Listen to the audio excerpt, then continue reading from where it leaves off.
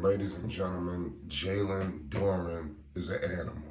Cade, Cunningham, and the crew, they completely dominated. I love what I seen from the Detroit Pistons. They knocked out the Charlotte Hornets. I wasn't too pleased.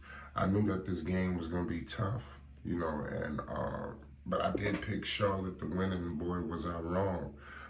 It seemed like every time Charlotte was knocking at the door, here came Detroit to slam it shut. Today was the battle of the young teams, and it lets you see firsthand the future of the game of basketball in the NBA. But the Pistons outlast the Queen City Charlotte Hornets 111-99 for their first victory of the season. Listen, Coach Monty Williams, his imprint is just all over this thing. He ran circles, miles, laps around Steve Clifford.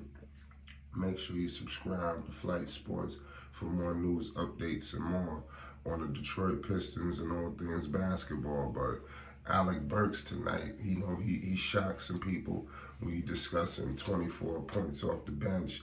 Jalen Duren, like I said, this was complete domination. He lived in the paint. You talking 14 points and 17 rebounds, and the Detroit Pistons defeated the Charlotte Hornets. So, this is pretty crazy. And mind you, the Charlotte Hornets could have had Jalen Duren. Like I said, there's a crazy situation with that in general. With all of the stuff, went from the Knicks to this. It seemed like nobody won Jalen Duren, but this kid is a problem, and he's showing that his elusiveness in the paint. The first game, Jalen Duren he got 14 rebounds. This game, he pushed it up to 17. This guy's 6'10". He ain't 7 foot, he's 6'10", but this man play like he's 7'3". His ferocious nature, blocking shots, banging it. I can't believe he's controlling the paint to the level that he's controlling it. He's completely moved Isaiah Stewart, to the three-point line. You got Stewie out there hitting threes now. So I didn't even know he had that kind of range. I just got to keep it real with you. I was shocked to see that. The Cade Cunningham, you know what he did. He didn't have to do too much tonight. He obviously, the 30 pull that he had against Miami, he didn't have to bring that same level this game. But the Pistons showed that it's going to be domination. It got very chippy between these two teams because these two teams are trying to do the same thing. We all know what's going on with Charlotte. They have Lamelo Ball, MB 1-1-1. Him and Cade is going to be, going at it for years to come.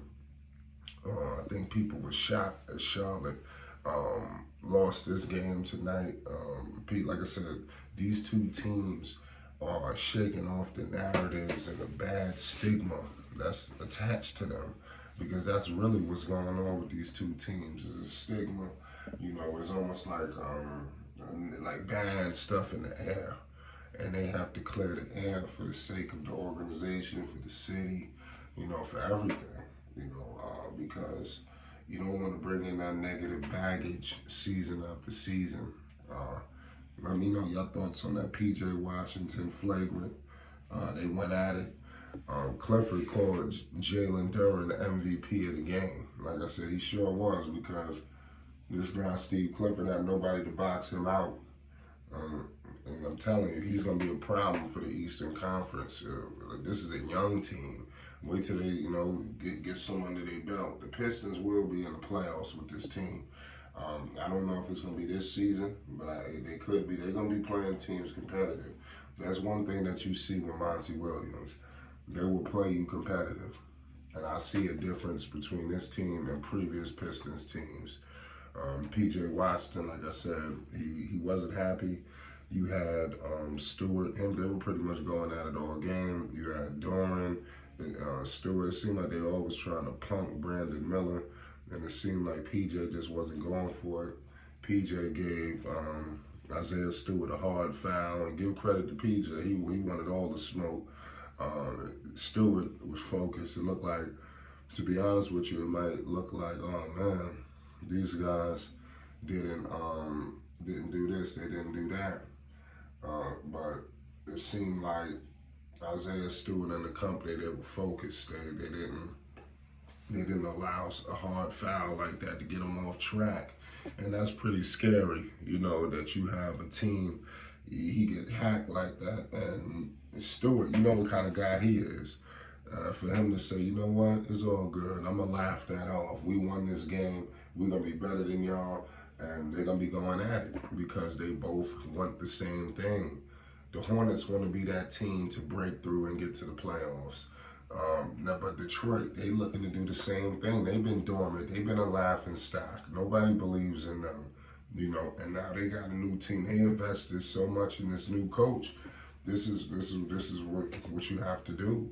When the Charlotte Hornets had an opportunity to make a big splash in the coaching market, they elected not to. They elected to bring back Steve Clifford. Now, I'm not saying that's nothing wrong with it, but it's not the splash of a Monty Williams. They would have had to go. This is why you got to go get somebody for real. That's why when people bringing up Mark Jackson, this is the kind of stuff that these guys can do. You got to bring in a guy who could completely change everything. Because some of these organizations, you don't need to carry over no baggage from seasons. You need to change it all. You need a whole revamp. And that's what's going on in Detroit. Too bad. I want to hope that the same thing happens in Charlotte. But this was a bad loss for the Hornets. They got big things to work on after this. But Clifford let it be known that he's a monster. This was a Pistons type of game. There were 52 fouls called, plenty of bodies ended up on the hardwood. Some of the fouls called, and others not. This let it be known like this is gonna be bad boy style.